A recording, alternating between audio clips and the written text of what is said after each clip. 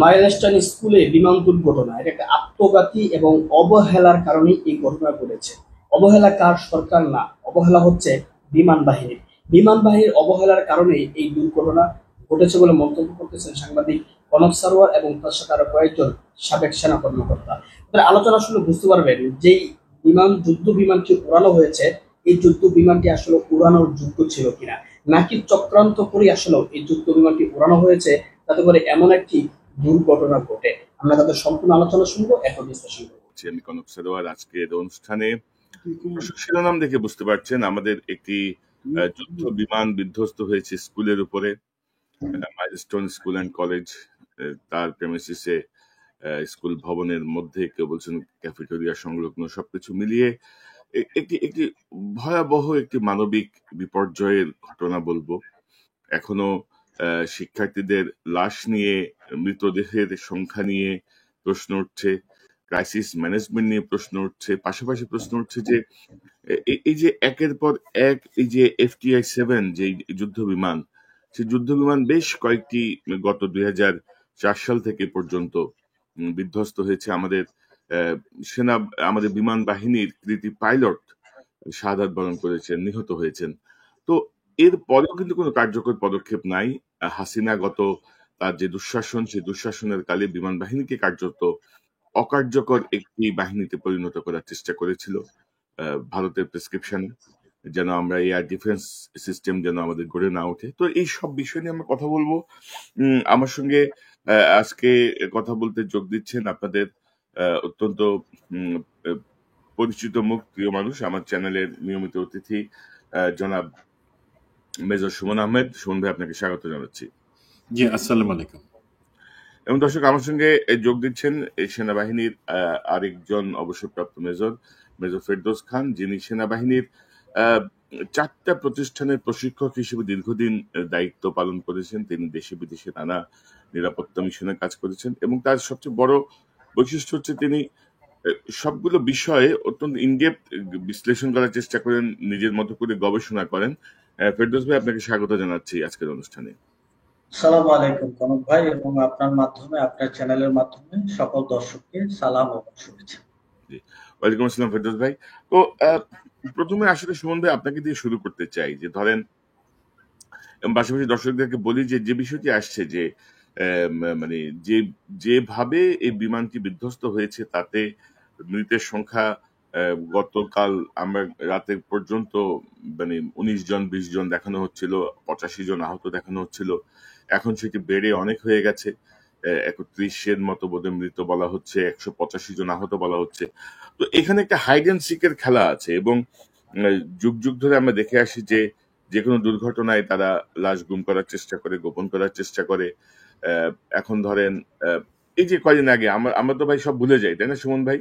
এই যে মিটফোর্ডের যে ভয়াবহ ঘটনা, এটা নিয়ে যে হুলস্থুল অবস্থা, এখন কেউ মাথায় আছে কারো যে মিটফোর্ডে কি হয়েছিল? কারো কোনো বক্তব্য কিন্তু নাই।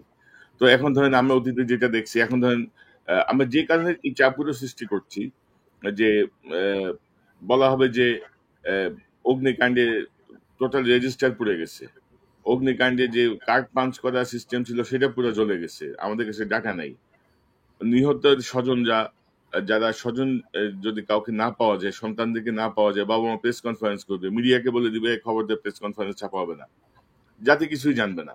আমরা যখন কিছু করবো বলবে যে এটা গুজব ছড়াচ্ছে। তো এই জাতীয় বহু ঘটনার কারণে আসলে আমরা সতর্কতার সঙ্গে বিষয়গুলো চাপ সৃষ্টি করে রাখছি, যেন আমাদের সন্তানদের মৃতদেহ নিয়ে যেন কোনো রকমের খেলা যেন না হয়। তো আমার মনে হয় যে সেই জায়গাটা, সুমন ভাই, এই জাতীয় আভাস আমরা দেখছি। সেনাবাহিনীর সেখানে শিক্ষার্থীরা অভিযোগ করেছেন যে লাশের সংখ্যা নিয়ে যখন তারা কথা বলছিলেন তখন সেনাবাহিনীর একটি অংশ তাদের শিক্ষক সহ ছাত্রদেরকে বেধড়ক পিটিয়েছে। আইএসপিআর আবার এটাকে অনাকাঙ্ক্ষিত ঘটনা বলে তদন্ত করার কথা বলেছে। তো কি মনে করেন যে ক্রাইসিস ম্যানেজমেন্টের জায়গাটায় আমাদের সেনাবাহিনী বা মাইলস্টোনে যে যুদ্ধ বিমান বিধ্বস্ত হওয়ার ঘটনাটার একটা প্রাথমিক পর্যবেক্ষণ, আপনার একটা বক্তব্য নিয়ে শুরু করি। আমরা ভাই একটা শোকের অবস্থা আছে এখন। এই ধরনের শোকাবহ অবস্থা আমাদের বাংলাদেশের ইতিহাসে খুব কম সময় হয়েছে, আরো অনেক হয়েছে। রানা প্লাজার দুর্ঘটনা হয়েছে, ট্রেন দুর্ঘটনা হয়েছে যেখানে 400-র মতন লোক মারা যায় রানা প্লাজাতে। বাট এই সমস্ত জায়গায় আমার যেটা মনে হয়, আমরা প্রতিবারই ক্রাইসিস ম্যানেজমেন্টে ফেল করি। সেটা আমি সরকার বলি, সরকারের বিভিন্ন সংস্থা বলি, অথবা এটার সাথে লিড রোল যে নেয় আমাদের প্রতিরক্ষা বাহিনীর সদস্যরা, তাদের প্রত্যেককেই আমি বলবো যে তারা খুব ম্যাচুরিটির পরিচয় কখনো দেন নাই এই পর্যন্ত। প্রথম কথা, এখানে যে অভিযোগগুলা এবং অসন্তোষগুলা আসতেছে, সেটা কিন্তু একটু ম্যাচিউরড কেউ হইলে যারা ওখানে ডিল করতেছে তারা বুঝতে পারতো। ধরেন যারা ওইখানে আছে বা যারা ওইখানে বিভিন্ন রাজনৈতিক দলের নেতৃবৃন্দ বিভিন্ন সময় গেছেন, যারা উদ্ধার কার্যে আছে বা উৎসুক জনতা আছে, তাদের প্রতি সম্মান রেখে আমি বলতেছি যে আপনাদের দেখে আমার কাছে মনে হচ্ছে আপনাদের পরিবারে কেউ কখনো মনে হয় এই মৃত্যুবরণ করেন নাই, এমন করুণ মৃত্যুবরণ করেন নাই। আপনাদের কাছে আপনারা বুঝতে পারতেছেন না যে ওইখানে তাদের অভিভাবক, তাদের সহপাঠী, তাদের আত্মীয় স্বজন, তাদের মনের মধ্যে দিয়ে কি যাইতেছে সেটা আপনারা বুঝতে ফেল করতেছেন। বিকজ সেই যে এমপ্যাথি, সেটা মনে হয় আপনাদের নাই বা জাতি হিসাবে আমাদের নাই। Sorry to say this. এখন আসি এই জায়গাটাতে প্রথম থেকে, যদি আমি মনে করি সশস্ত্র বাহিনীর দায়িত্ব নিয়েই তারা এখানে উদ্ধার কার্যটা চালাচ্ছে, সেক্ষেত্রে কিন্তু সশস্ত্র বাহিনীর প্রতিটা বাহিনী, army, navy, air force, BGB, police, সবারই কিন্তু প্রশিক্ষণের মধ্যে একটা অন্যতম অধ্যায় থাকে এবং সেটা চলমান থাকে। একবারে শিখাই একটা কোর্স কমপ্লিট করে তা না, তাদের প্রশিক্ষণের মধ্যে চলমান থাকে ক্রাইসিস ম্যানেজমেন্ট। এটা একটা সাবজেক্টই থাকে, লিডারশিপ থাকে, ক্রাইসিস ম্যানেজমেন্ট থাকে, আবার প্রতিনিয়ত লিডারশিপ অ্যান্ড ক্রাইসিস ম্যানেজমেন্ট তাদেরকে করে যাইতে হয়, শিখে যাইতে হয়। আমরা শিখি, সেটা গ্রাউন্ডে কাজে লাগাই না বা পারি না। তো এই জায়গায় আমি বলবো যে ধরেন আমরা যদি আসি সুমন ভাই, ধরেন আপনি তো বলছেন যে পাঠ্যসূচি বা প্রশিক্ষণের মধ্যে একটা ক্রাইসিস ম্যানেজমেন্ট থাকে, কিন্তু আমরা তো জানি যে সেনাবাহিনীর সদর দপ্তরের ভেতরে বা প্রত্যেকটা ডিভিশনের মধ্যে, প্রত্যেকটা বিভাগের মধ্যে, মানে সেকশন গুলোর মধ্যে ক্রাইসিস ম্যানেজমেন্টের একটা টিম অলওয়েজ স্ট্যান্ড বাই থাকে, কিন্তু আমরা ধরেন বিডিআর এর সেই ঘটনা থেকে শুরু করে এই মাইলস্টোনের এই যুদ্ধ বিমান বিধ্বস্ত হওয়া পর্যন্ত প্রত্যেকটা ক্রাইসিস ম্যানেজমেন্টে কিন্তু একটা ক্যাচার লাগাইছেই আর কি।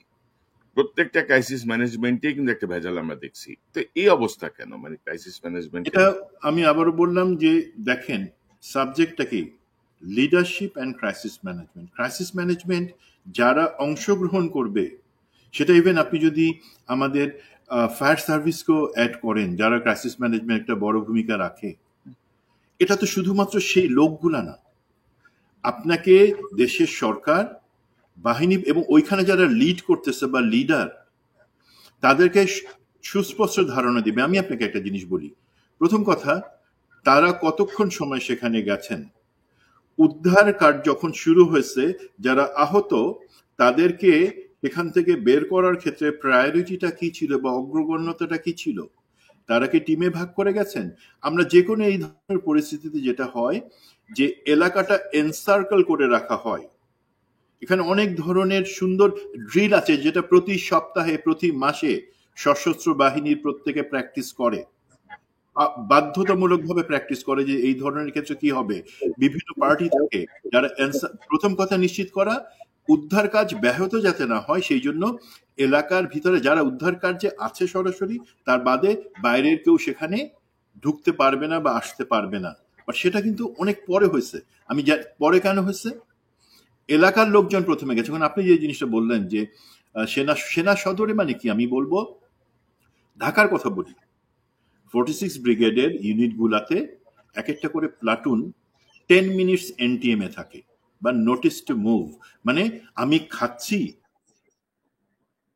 আমি শেভ করতেছি, গোসল করতে, যেই মুহূর্তে বলা হলো মুভ, তুমি মুভ করবা এখন থেকে 10 মিনিটের মধ্যে, 10 মিনিটের মধ্যে গাড়ির চাকা ঘুরে যাবে, সমস্ত কিছু সহ, সমস্ত প্রস্তুতি সহ। এটা আছে, এটা নিয়মে আছে। বাস্তবে আমরা চেষ্টা করি বা আমার ধারণা, বা সেটা মানে আপনি যেই বিডিআর এর 2009 সালের ইনসিডেন্টের কথা বললেন, তখন তো ক্রাইসিস ম্যানেজমেন্টের জায়গায় আমরা অনেক কাঁচা ছিলাম। তারপরে সমস্যাটা কি দেখেন, ওইখানে যেই 3টা ইনফেন্ট্রি ব্যাটালিয়ন ছিল তার মধ্যে আমাদের 4 ইস্ট বেঙ্গল রেজিমেন্ট, তাদের শুধুমাত্র তখন আমি মানে ব্রিগেডিয়ার জেনারেল হাকিমের আদেশে আমরা তখন কিন্তু ফাইটিং ইন বিল্ট আপ এরিয়াটা প্রথম ট্রেনিং বা প্রশিক্ষণ, যে একটা বিল্ট আপ এরিয়াতে যুদ্ধ হলে বা ঘনবসতি এলাকায় যুদ্ধ হলে কিভাবে সেখানে আমরা উদ্ধার কাজ চালাবো, সেটা আমরা প্র্যাকটিস করতেছিলাম তার 3 মাস আগে থেকে। মাত্র একটা ব্যাটালিয়নের একটা কোম্পানি সেই জায়গায় ট্রেন ছিল, আমার কোম্পানিটা। এখন বাট ওইখানে কিন্তু আমরা গিয়ে ক্রাইসিসটা ম্যানেজ করতে পারি নাই। তারপরে বাকি যত ক্ষেত্রে আমরা ইনভলভ হয়েছি সেই জায়গায় আপনি আজকে যে জিনিসটা দেখতেছেন সেটা আমাদের কাছে আরো বেশি কষ্ট লাগতেছে। কেন? যে আমি ক্রাইসিস ম্যানেজে যারা আছে, হয়তো সেনাবাহিনী, বিমান বাহিনী বা ফায়ার সার্ভিস, বিজিবি যারা ওখানে কাজ করতেছে, তারা বলবে ভাই তোমরা তো আমাদেরকে সুযোগ দিতেছো না উদ্ধার কাজ করবার জন্য ঠিকভাবে। বাট একই সাথে তারা বুঝতে পারতেছে না যে আপনি একটা বাবা, আপনি একটা মা, আপনি একটা ভাই, আপনি বোন, আপনার সন্তান বা আপনার ভাই এই যে ভিতরে পড়ে আছে কিনা আপনি তো লাশ দেখতে পাইতেছেন না। এখন সেই মানসিক অবস্থাটা কি, সেই অবস্থায় কেন আপনি আসতে দিবেন?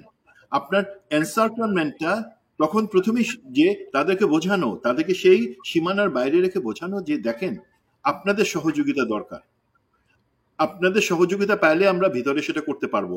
তো সেই জায়গাটা বোঝানোর জায়গাটাতে মনে ভাই একটু যে লিডারশিপের জায়গাটা আবার ইম্পর্টেন্ট। আমাদের লিডাররা কখনোই তাদের সেই জায়গায় ভূমিকাটা রাখতে পারেন না, সেই মাথায় বুদ্ধিটা সময় মতো আসে না। আরেকটা জিনিস যেটা মানে আমি বলবো যে আমাদের প্রত্যেকেরই দায়িত্ববান হওয়া উচিত। সেটা আমি জনগণ হই, আপনি দেখছেন জনগণ সেলফি তুলতেছে, জনগণ ভিডিও করে টিকটকে দিতেছে। একটা বাচ্চা ছেলে সে তার গা পুড়ে যাচ্ছে কয়লার মতন, সে অবস্থায় সে দৌড়ে আসছে, লোকে প্রথমে ভিডিও করতেছে, সেই বাচ্চাটা মারা গেছে। তো এই সমস্ত জিনিসগুলা এখন হয় কি দুই পক্ষ দুই ধরনের কথা বলবে, বাট যেই ধরনের অভিযোগগুলো আসে যে আমার সন্তানের লাশ কেন আমি পাচ্ছি না, আপনারা কি লাশ গুম করতেছেন, আপনারা কি লাশ সরাই ফেলতেন, আমাদের উদ্ধার কাজে এত দেরি হচ্ছে কেন, এই ধরনের জিনিসগুলো যদি আসে, উদ্ধার কাজে যারা আছে এবং সরকার দুই পক্ষকেই এটা বুঝতে হবে যে এটা বাবা আর মার কাছ থেকে এই প্রশ্নটা আসতেছে, আমরা কেউ করতেছি না। তো তাদেরকে যদি আমি লাঠিপেটা করি, সেখানে তাদের সাথে মারামারি করি, ভাই এই ইমোশনাল অবস্থায় আপনি কি তাদের লাঠিপেটা করবেন? আপনি তো আপনার ভাই হলে তার মাথায় হাত রেখে বলতেন যে বাবা, বুকে জড়ায় ধরতেন, বাবা প্লিজ একটু আমাদেরকে সুযোগ দাও, আমাদের এখানে লুকাচাপার কিছু নাই। বাট যখনই আপনি তারকে লাঠিচার্জ করতেছেন, এমনিতে শোকাহত এই বাচ্চা, তারা মারা গেছে না বেঁচে আছে জানে না, নাকি চিকিৎসার জন্য কোন হসপিটাল নিয়ে গেছে জানে না, সে তাদের সাথে গালিগালাজ করতেছে। That is not the right thing. এই করেই কিন্তু শুরু হয় না। তবে আমাদের ধরেন উৎসুক জনতা যেমন সমস্যা ক্রিয়েট করে, আবার ধরেন পাশাপাশি এই যে সেনাবাহিনী, ফায়ার সার্ভিস, উদ্ধার কাজ তারাই প্রথমে শুরু করছিল, সাধারণ মানুষই শুরু করে উদ্ধার কাজ। তারা শুরু করার পরে যেহেতু আসতে একটু সময় লাগছে, তার আগে কিন্তু তারা করার ফলেই তো ওখান থেকে অনেকে বের করতে পারছে। আপনার সেই মেহরিন চৌধুরী, সেই টিচারের কথা তো মনে আছে, উনি আপনারা জেনে থাকবেন যে আমাদের বিএনপির ভারপ্রাপ্ত সভাপতি চেয়ারম্যান তারেক রহমানের কিন্তু কাজিন উনি নিজে থেকে নিশ্চিত করেছেন এই 25টা বাচ্চা বের হয়ে যায়, এবং সেই ক্ষেত্রে আশপাশের লোকজনই সহায়তা করছে তাদেরকে বের করার জন্য।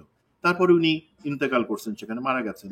তো 100% বার্ন হয়ে গেছেন, উনি চাইলে উনি অবশ্যই স্বীকার করব, কিন্তু পরে যারা সেলফি তোলার জন্য আর টিকটকে ভিডিও আপলোড করার জন্য সেখানে ভিড় করছে, আমি বলবো প্লিজ আমরা জাতি হিসেবে এগুলো হচ্ছে বিষয়। এবং ধরেন যে প্রত্যেকটা বিষয়তেই আমাদের যারা দায়িত্ব প্রাপ্ত যেই জায়গাগুলো থেকে আমরা ধরেন একটা কোশ্চেন তারা তৈরি করেই, একটা ভেজাল তারা লাগাই, পরে আবার এটা নিয়ে তদন্ত হয়, নানা রকমের বিষয়। তো এরকম একটা দুর্ভাগ্যজনক ঘটনা।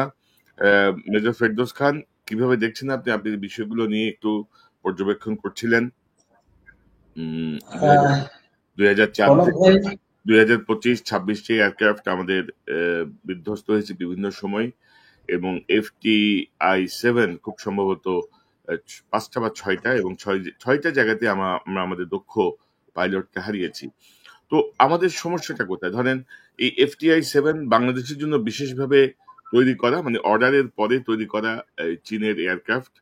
কিন্তু একটার পর একটা দুর্ঘটনা ঘটলেও আমরা জানি না যে চীনের সঙ্গে আমরা কথা বলেছি কিনা, তাদেরকে দিয়ে আমরা দেখিয়েছি কিনা, কেন এটা বিকল হয়ে যাচ্ছে শেষ মুহূর্তে হঠাৎ করে, এগুলো খবর জানি না। গত গত 1 বছরে এই হাসিনা, তো আমি যেটা বলছিলাম প্রথমে যে বিমান বাহিনীকে একটু অকার্যকর করে রাখার একটা পরিকল্পনা তো ছিল, সে অনুযায়ী কাজ করেছে হাসিনা। তো গত 11 মাসেও আমাদের নতুন এয়ারক্রাফট বা মেইনটেনেন্স এই জায়গাগুলোর কিছু হয়েছে বলে আমাদের কাছে কোনো তথ্য নেই। ইন্টারনালি কিছু খবর আমি যতটুকু খোঁজ নিয়েছি তেমন কোনো সদুত্তর কেউ দিতে পারে নাই।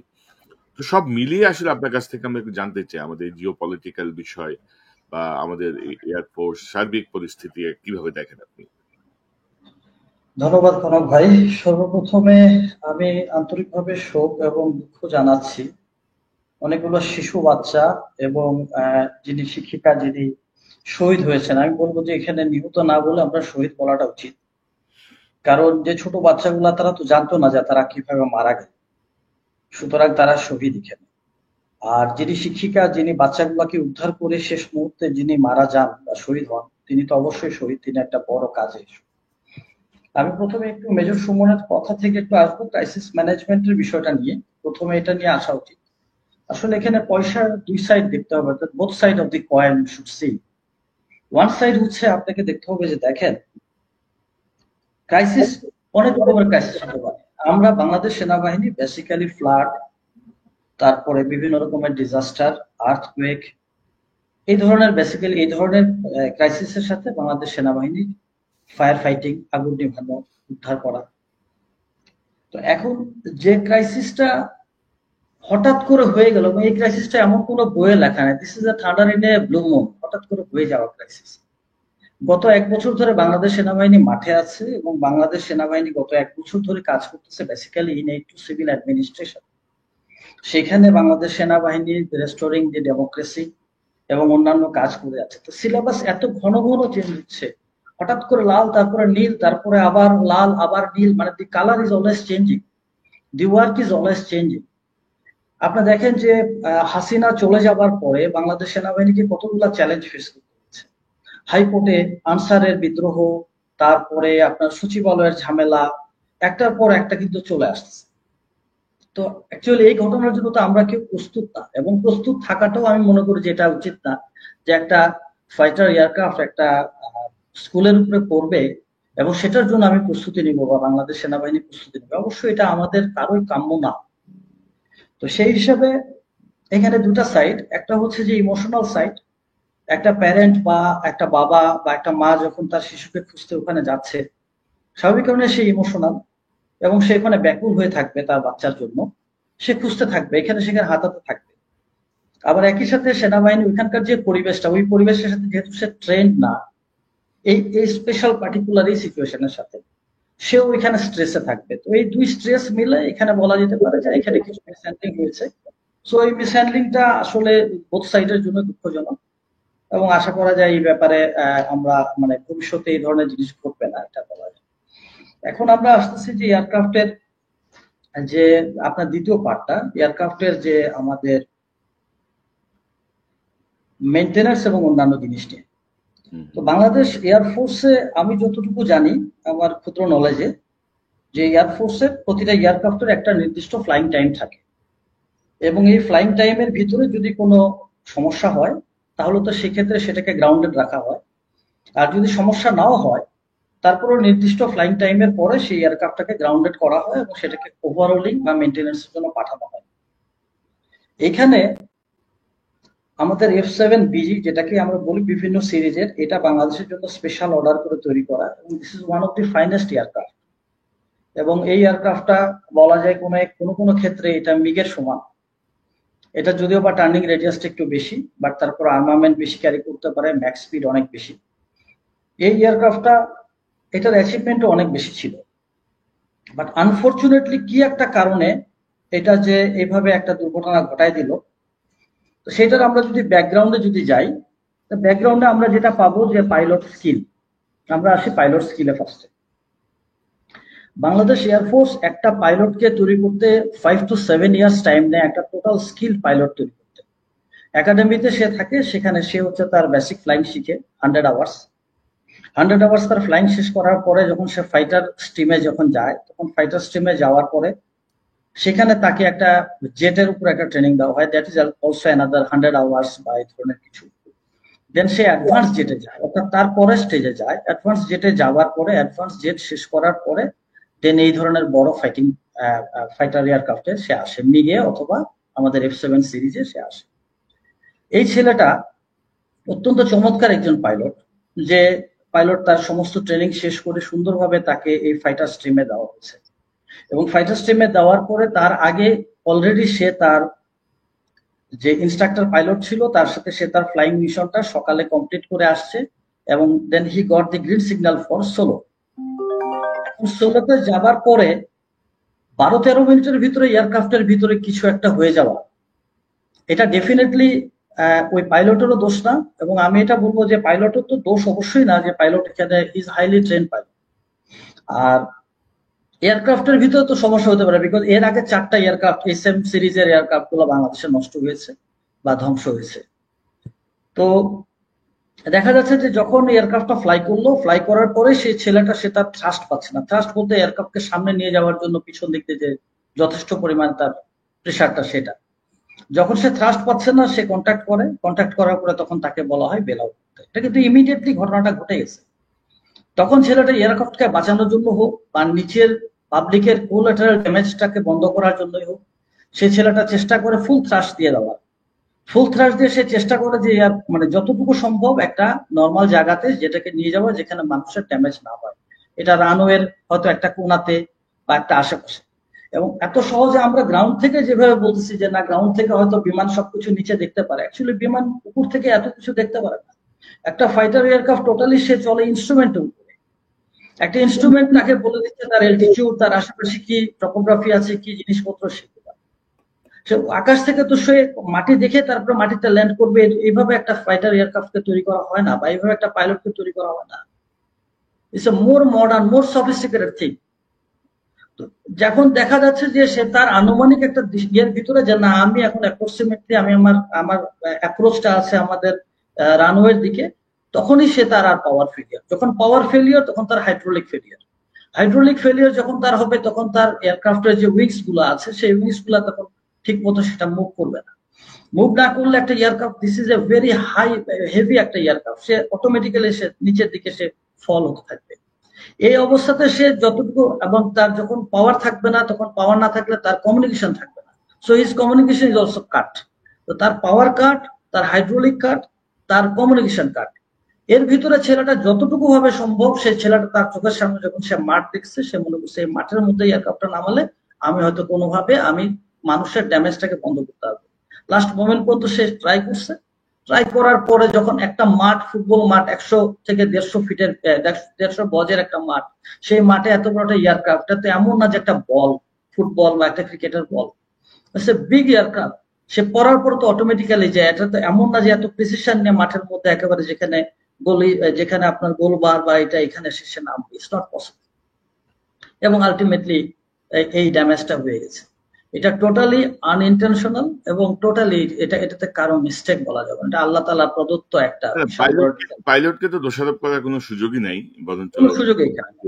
এখন আমি এয়ারক্রাফটের বাংলাদেশ এয়ারফোর্সের যেটাতে আসবো, সেটা হচ্ছে যে বাংলাদেশ এয়ারফোর্স, আপনি জানেন যে এটা is very traditional and very, এটা অনেক অ্যাচিভমেন্ট করা একটা এয়ারফোর্স। এই এয়ারফোর্স শুরু হয়েছে যদি আমরা বলি পাকিস্তান পিরিয়ডে সাইফুল আজম, MM আলম, এবং 1971 এই এয়ারফোর্সে সুলতান মাহমুদ এখানে ছিলেন। তো সুলতান মাহমুদের মতন বড় পাইলট দিয়ে এই এয়ারফোর্স তৈরি। সো এয়ারফোর্স যাতা এয়ারফোর্স না, যাতা পাইলট এটা না। এবং তারাও জানে, এবং একটা পাইলট তার প্লেনে ওঠার আগে তার চেক লিস্ট যেটা আছে, যে আমার এয়ারক্রাফটের এতগুলা পয়েন্ট, সেগুলোকে আমাকে চেক করতে হবে। চেক করার পর আমি এয়ারক্রাফট উঠবো, তার গ্রাউন্ড ক্রু যারা আছে তারা এয়ারক্রাফটকে টোটাল দিবে, লগ বুকে সে সাইন করবে, দেন সেই এয়ারক্রাফট উঠবে। তার মানে এয়ারক্রাফট গ্রাউন্ড পর্যন্ত এয়ারক্রাফট ইজ ওকে। এখানে এয়ারক্রাফটের বা আশেপাশে যারা, এখন যদি কোনো স্যাবোটেজ বা ভিতরে যদি কিছু হয়ে থাকে, সেটা তদন্তের পরে আসবে। এখন যে এয়ারক্রাফট একটা নতুন পাইলটকে এবং একজন যিনি প্রথম সোলো পাচ্ছে তাকে আনন্দের সাথে তাকে ভালো একটা এয়ারক্রাফট দেওয়া হয়, একটা ভালো সবচেয়ে বেস্ট এয়ারক্রাফট তাকে দেওয়া হয়েছে। তার মানে বোঝা যাচ্ছে যে সে আকাশে উঠে যাওয়ার পরে সেই এয়ারক্রাফট 12-13 মিনিটের মধ্যে এয়ারক্রাফট বিকল হয়ে গেল, এটার পিছনে তো একটা কিন্তু অবশ্যই আছে। অবশ্যই। আমাদেরকে ওই কিন্তুটা খুঁজে বের করতে হবে। এই কিন্তুটা কি, এই কিন্তুটার সাথে আপনাকে অনেক কিছু মিলাইতে হবে। আপনার যদি একটু মনে থাকে যে আমরা মাসখানেক আগে আমরা আপনার একটা চ্যানেলে আমরা বলেছিলাম যে পাকিস্তানের জ্যামিং সিস্টেম, যেটা পাকিস্তান যে জ্যামিংটা করেছিল, যেটার কারণে পাকিস্তান বর্ডারের এপার থেকে ইন্ডিয়ান 5 এয়ারক্রাফটকে শট ডাউন করে ফেলে দেয়, যার কারণে ইন্ডিয়ান এয়ারক্রাফট গুলো তাদের communication totally it was failure, and then এটা জাস্ট আকাশে একটা উড়ে যাওয়া বক পাখির মতনই সেটা ছিল।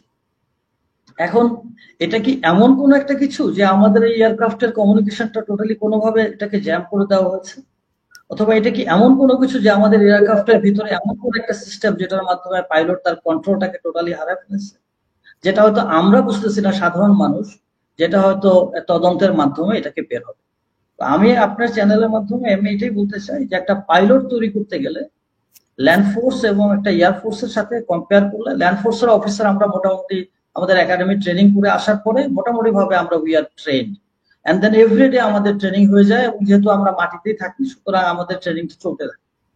বাট এয়ার ফোর্সের একটা পাইলটকে ট্রেনিং করে একটা লেভেলে নিয়ে যেতে গেলে 5 to 7 ইয়ার্স এবং অনেক কস্ট যায়। একটা পাইলট চলে যাওয়া, পাইলটের বাবার দিক দিয়ে চিন্তা করলে, তো সেই হিসাবে আমি বলবো যে এটা সুষ্ঠু একটা সুন্দর তদন্ত হোক, এবং ভবিষ্যতে যেন আমরা এইভাবে আমাদের দক্ষ পাইলটদেরকে না হারাই, আমাদের সুন্দর এয়ারক্রাফট গুলা যেন আমরা না হারাই, এবং একই সাথে এই যে সুন্দর শিশুগুলা, এই শিশুগুলা আজকে থেকে 20-25 বছর পরে তারা বাংলাদেশকে অনেক কিছু দিতে পারতো, এই দেশটাকে তারা টেনে এই শিশুগুলাকে হারালো, এবং এই প্যারেন্টসদের যে যন্ত্রণাটা এটা যেন আর ভবিষ্যতে না হয়। না, এখন ধরেন আমি এখন পর্যন্ত জানি না যে নতুন তদন্ত কমিটি আসলে গঠিত হয়েছে কিনা, তদন্ত কমিটি কি করছে। কারণ ধরেন যে পাইলট যেমন ইন্সপেকশন করে, পাইলট যেমন চেক করে এয়ারক্রাফটে বসে, তেমনি পাইলটের আগেও তো ধরেন গ্রাউন্ড স্টাফ যারা আছে, ম্যানেজমেন্টের যারা আছে, তারা টোটাল জিনিসটা চেক করার পরে যে পাইলটের সেকেন্ড চেক হয়, তাই না? তো সেই গ্রাউন্ড স্টাফদের মধ্যে কোনো গাফিলতি ছিল কিনা, কোনো স্যাবোটাজ ছিল কিনা, এখন পর্যন্ত আমি জানি না। সে ব্যাপারে কোনো কাজ শুরু হয়েছে কিনা? এটা হাইপোথেটিক্যালি যদি আমি বলি যে বাংলাদেশ এয়ারফোর্স, বাংলাদেশ আর্মি, আমরা কিন্তু our soldiers are very loyal, তারা অত্যন্ত অনুগত, অত্যন্ত চমৎকার একটা ট্র্যাডিশনাল একটা সোলজার, এবং সেই ক্ষেত্রে অফিসারের প্রতি তাদের অত্যন্ত ভক্তি এবং খুব সুন্দর একটা সম্পর্ক। একটা সোলজার কোনোভাবেই কোনো মিস্টেক করবে না যেখানে তার একজন অফিসার যে প্লেনটা নিয়ে যাবে সে এখানে ক্র্যাশ করবে বা একটা ভুল করবে, আর হিউম্যান হিসাবেও আপনি এটা করবো না। সুতরাং সেখানে সে তো শপথ নেওয়া একটা মানুষ, সুতরাং এখানে ওই ধরনের কিছু নাই, বাট তারপরও বাট তো সব জায়গায় রয়ে যাচ্ছে, এটাই তদন্তের মাধ্যমে এই বাটটা আসবে আর কি। আর এখন যে উদ্ভূত পরিস্থিতি, একটা অস্থিতিশীল পরিবেশ তৈরি করার তো চেষ্টা আছেই চারিদিকে। হ্যাঁ, এটা তো আমরা জানি যে আমাদের একজন তৈরি করেই যাচ্ছে, উনি বসে বসে উনি করেই যাচ্ছে প্রবলেম, এবং ওনার সাথে উনি যেখানে আছেন সেখান থেকে তো তৈরি হচ্ছে। এটার ব্যাপারে বলতে বলতে we all are tired about that. তো ধরেন এই যে কমিউনিকেশন সিস্টেম জ্যাম করার যে ইঙ্গিতটা আপনি দিলেন, যেটি ধরেন সাম্প্রতিক সময়ে কাশ্মীর কেন্দ্রিক ভারত পাকিস্তানের যুদ্ধের ক্ষেত্রে পাকিস্তান প্রয়োগ করেছিল ভারতের এয়ারক্রাফটের ক্ষেত্রে, সেটার মানে তদন্ত কি আন্তর্জাতিক তদন্ত লাগবে, নাকি আমরা আমাদের পক্ষে সেটা আইডেন্টিফাই করা সম্ভব, বা এটা আর কি বিস্তারিত কিছু কি যাবেন একটু? এটা আমার বাংলাদেশ এয়ারফোর্স, আমি আগেই বলছি যে এয়ারফোর্সের যে স্ট্যান্ডিং অপারেটিং প্রসিডিউর যেটা আছে, সেখানে এয়ারক্রাফটের একটা ট্র্যাডিশনই হচ্ছে যে একটা এয়ারক্রাফট কিন্তু ক্র্যাশ করলে সাথে সাথে তারা পাইলটদের জন্য ভয় না থাকে, পাইলট যেন আবার একটা সায়ের ভিতরে না থাকে বা কোনো স্ট্রেসে না থাকে, সেই ক্ষেত্রে তাকে কিন্তু ইমিডিয়েটলি তাকে ফ্লাই দেওয়া হয়, অথবা সেই পাইলটটাকে আবার ওই পরিস্থিতিটা তাকে শিখে দেওয়া হয়, ওটার উপর একটা ব্রিফিং হয়, ডিব্রিফিং হয়। So there is no way যে বাংলাদেশ এয়ারফোর্স একটা খারাপ একটা তদন্ত করবে বা একটা ইমেচুর বা মনে করা যায় যে যথেষ্ট প্রফেশনাল না এরকম কোনো তদন্ত করবে, এটা প্রশ্নই ওঠে না। এখানে যে জিনিসটা সেটা হলো যে তদন্ত করতে যে কতটুকু গভীরে এবং কতটুকু আন্তরিকতাটা আসবে। বাট হোপফুলি এখন যেহেতু পরিস্থিতি, আগের যদি সময় হতো, আমি আমার মতন করে ফ্রিলি বলছি, যদি এটা আগের সময় হাসিনার সময় হতো, তাহলে যেভাবে বিডিআর এর তদন্তটাকে যেভাবে ধামাচাপা দেওয়া হলো, তথাকথিত বিডিআর এর কিছু সৈনিক বিদ্রোহ করলো, তারা মেরে ফেললো, ডাল ভাতের উসিলা দিয়ে তাদের টাকা পয়সা দেওয়া হয় না, আর্মি অফিসার কেন বিডিআর এই উসিলা গুলা দিয়ে যে তদন্তটাকে যেভাবে এটাকে কাভার করে দেওয়া হলো, ঠিক সেভাবে আগের টাইম হলে এটাকে ওইভাবে কাভার করে দেওয়া হতো যে না, বিমানের ইঞ্জিন নষ্ট হয়ে গেছে, তেল শেষ হয়ে গেছে, হাবিজাবি একটা কথা বলে এটাকে শেষ করে দেওয়া। বাট এখন যেহেতু ওই পরিস্থিতি নাই, Bangladesh have a very good leadership, আমাদের ডক্টর মোহাম্মদ ইউনূস সাহেব, আমি মনে করি যেটা যে ওনার ডাইনামিক একটা লিডারশিপের কারণে আমার মনে হয় যেটা যে না, এই তদন্তটা প্রপারলি হবে। This is one. Another one হচ্ছে যে এখানে এতগুলা বাচ্চা, না আমাদের সেকেন্ড আমি একটু একটু যোগ করি। জি আচ্ছা আচ্ছা না শিওর আপনি। না মানে হচ্ছে আমি যেটা বলতে চাচ্ছি যে হাসিনা নাই, লোক তো সব হাসিনারই।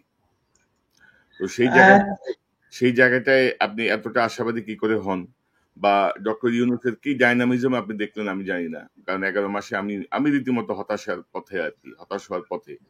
তো আমরা চাই যে বিমান বাহিনীতে যারা আছেন, যারা তার সহকর্মীকে হারিয়েছেন, যারা এই বিমান ফ্লাই করবেন, যারা জীবন বাজি রাখেন দেশের জন্য, তারাই একটা চাপ সৃষ্টি করবেন যেন কোনো ধরনের গাফিলতি বা কোনো ধরনের শৈথিল্য প্রদর্শন করা না হয়। কারণ আমরা চাই না যে বিডিআরে যেমন 57 জন সেনা কর্মকর্তাকে হত্যা করার পরে আমাদের সেনাবাহিনীর ব্রাদার ইন আর্মসরা সব মেনে নিয়েছিল, মানে কিছু মানুষ প্রতিবাদ করা ছাড়া, এবং এই গত 11 মাসেও এর কোনো অগ্রগতি আমরা দেখি নাই। সেরকম যেন কিছু না হয় আর কি। কেউ যেন তার ব্যক্তিগত লাভালাভের বিবেচনায় যেন এই কোনো ধরনের আপোষ বা কোনো ধরনের কম্প্রোমাইজ যেন না যান, সেই প্রত্যাশাটা আমাদের থাকবে। জি আপনি যেটি বলছেন এটা আমাদের আশা করে নিতে হবে এইভাবে, মানে মানুষ তো একটা হোপ নিয়ে বাঁচে। এখন আমরা তো একটা হোপ, 5ই আগস্টের পর আমরা সবাই কিন্তু একটা হোপে, এখন হয়তো আমাদের আশাটা পূরণ হয় নাই বা অনেক আশা পূরণ হচ্ছে বা হবে। এখন আপনি একটা জিনিস চিন্তা করেন যে আজকে আমি অন্য একটা জায়গায় বলছিলাম যে স্যালভেজ বলে একটা কথা আছে, একটা জাহাজ যদি পানির ভিতরে গভীরে যদি চলে যায়, ডুবে যায়, তাহলে সেই জাহাজটা যত গভীরে যাবে তত বড় ক্রেন লাগবে সেটাকে তুলে আনতে, এমভি রুস্তম বা অন্যান্য বড় বড় যে আমাদের রিকভারি যে জাহাজ হামজা এই ধরনের। এখন বাংলাদেশ এত পচা বা এত গভীরে আমরা চলে গেছি 15টা বছরে, যে এই গভীরতা থেকে তুলতে গেলে এটা তো শুধুমাত্র দুইটা জিনিস আছে, হামজা বা রুস্তম শুধু না যে বাংলাদেশকে এই কাদা বা পচা জায়গা থেকে তুলবে, এটার সাথে দুইটা জিনিস সিলেক্ট, যত শক্তি সেটা সমানুপাতিক ভাবে সেটার সময়ও লাগবে, শক্তি এবং সময়, অর্থাৎ আমাদের আন্তরিকতা সবার, বাংলাদেশের সবার আন্তরিকতা লাগবে এবং একই সাথে সময় লাগবে। 1 ইয়ার আমার মনে হয় না ইজ নট এনাফ। 1 ইয়ারে এই দেশের এই পচা অবস্থা থেকে দেশকে তোলা যাবে না। আমি কিন্তু 1 বছরে আমরা কার্যকরী কোনো উদ্যোগ দেখি নাই।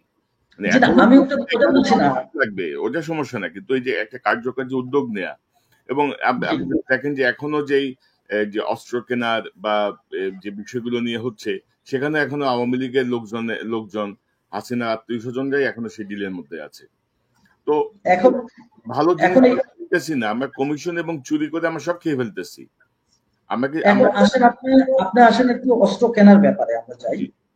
আমাদের নতুন এয়ারক্রাফট কেনার ব্যাপারে আমরা সবাই জানতাম যে নতুন এয়ারক্রাফট কেনা দরকার। এখন আমরা এখানে একটা নতুন পয়েন্ট আমি যেটা আপনার এখানে বলতে চাচ্ছিলাম, সেটা হচ্ছে air defence versus active air, মানে ফাইটিং মানে ইয়ার। এখন আপনাকে যদি আমি একটা ছবি পাঠিয়েছিলাম কোন ভাই, যদি আপনি কাইন্ডলি যেখানে একটা ম্যাপে আমাদের 6টা 7টা ছবি, যেটা মানে আমাদের অ্যাডভান্সারি জাস্ট আলোচনা করার জন্য, এটা কাউকে ইন্ডিকেট করে না।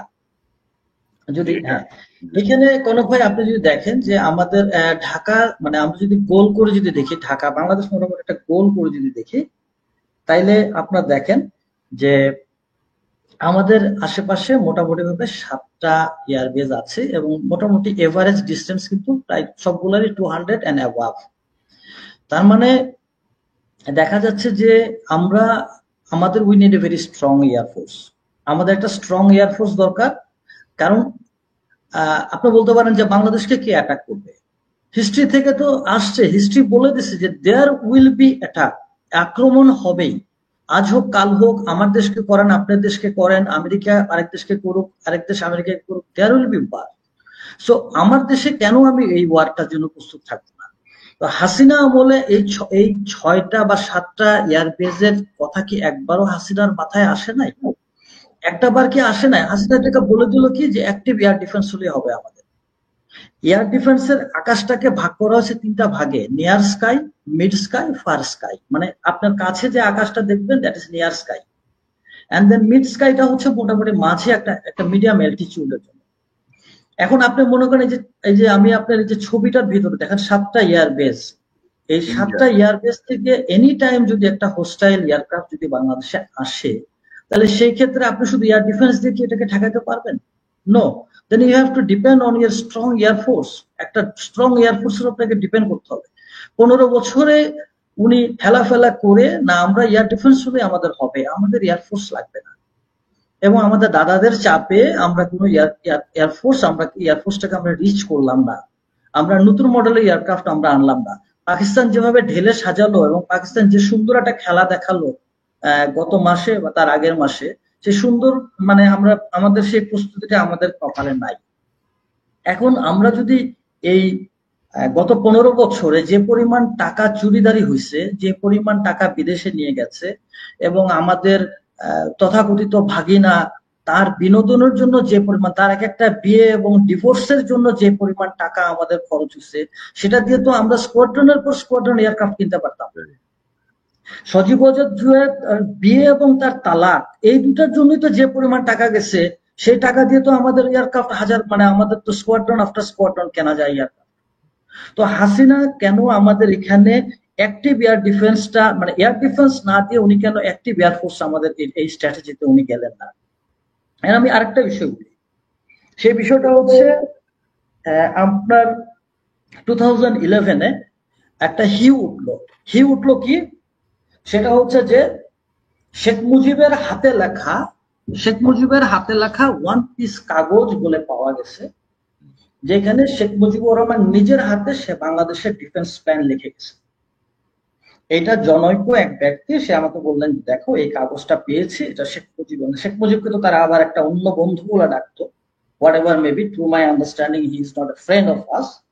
তো শেখ মুজিবের হাতে লেখা একটা বাংলাদেশের ডিফেন্স প্ল্যান, সেখানে সে বলেছে কোর কনসেপ্ট, মানে নদীর ওই পারে একটা কোর মানে 3 ডিভিশনে আর কি, 3টা ডিভিশন মিলে একটা কোর, নদীর ওই পারে একটা কোর, নদীর এই পারে একটা কোর হবে, এটা হবে। তো শেখ মুজিব তার ডিফেন্স দিয়ে গেল, তারপরে সেখানে ফোর্সেস গোল তৈরি করা হলো, হাসিনা ফোর্সেস গোল তৈরি করার পরে অ্যাক্টিভ এয়ার ডিফেন্সে না যায় একটা এয়ারক্রাফট কেন কেনা হলো না?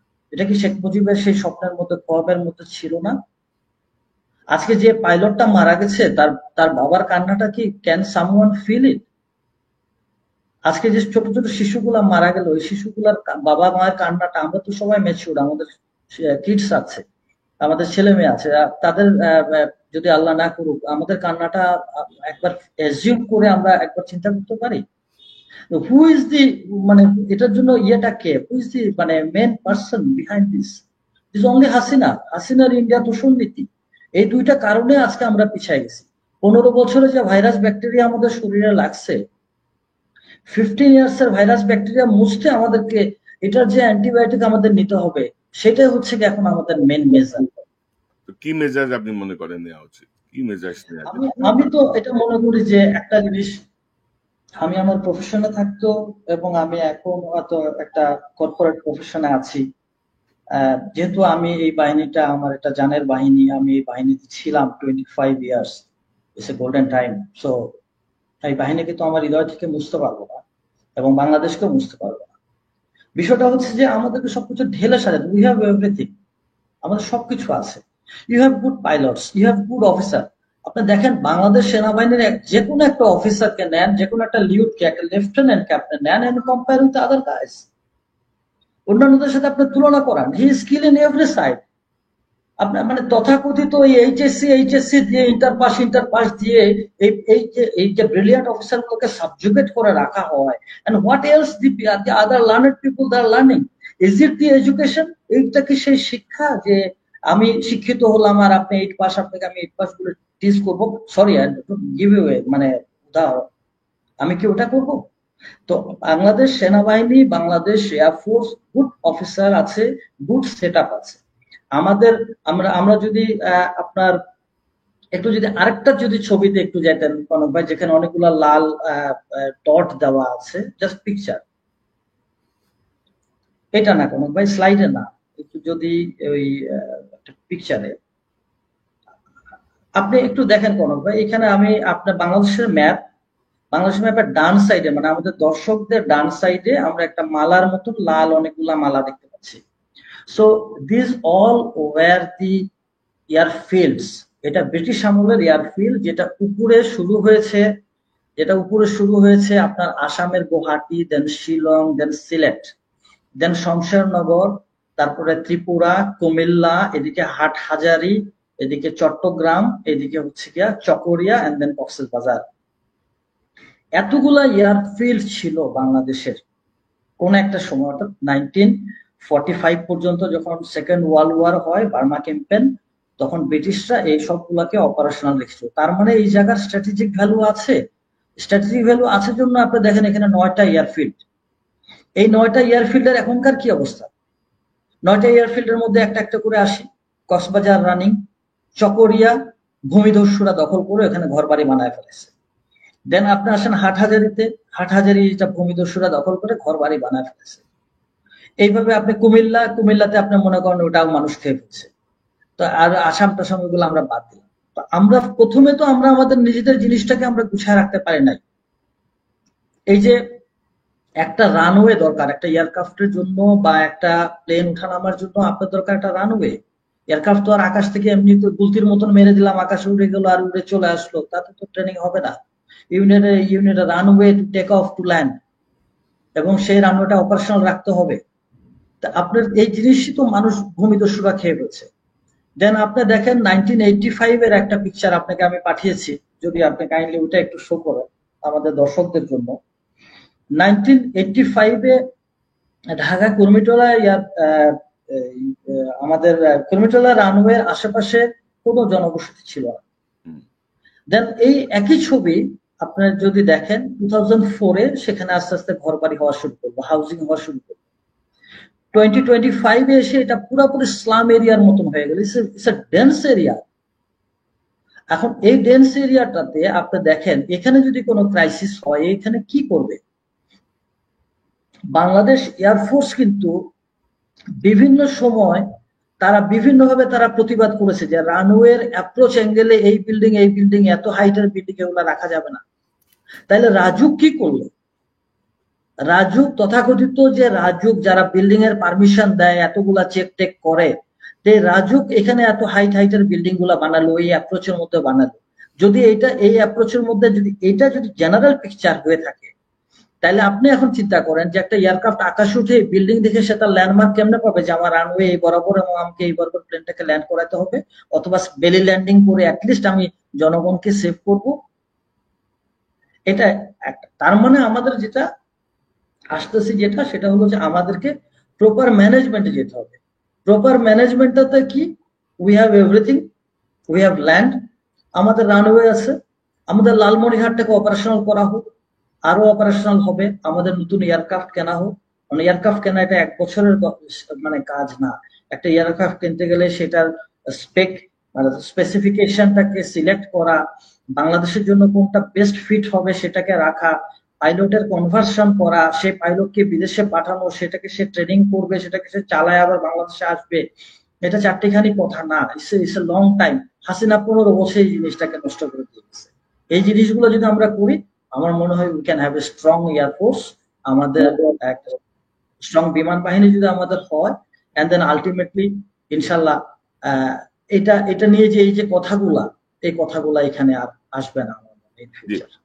সুমন ভাই আপনার পর্যবেক্ষণটা কি? আপনি তো শুনলেন, এবং যে গুরুত্বপূর্ণ একটা কথা আসলো, ওই যে কমিউনিকেশন সিস্টেম জ্যাম করে দেওয়ার কারণে এই বিপর্যয় ঘটলো কিনা, এই তদন্ত কি আমরা আন্তর্জাতিক সহযোগিতা নিতে পারি কিনা, আপনি কি মনে করেন? আপনার কাছ থেকে একটু শুনি। সেটাতে আমি আসবো। তার আগে আমি একটু 2টা কথা বলে নিই। যে কথাগুলো হচ্ছে যে হ্যাঁ, জ্যামিং হয়েছে কি, বা এটা সম্ভব কিনা।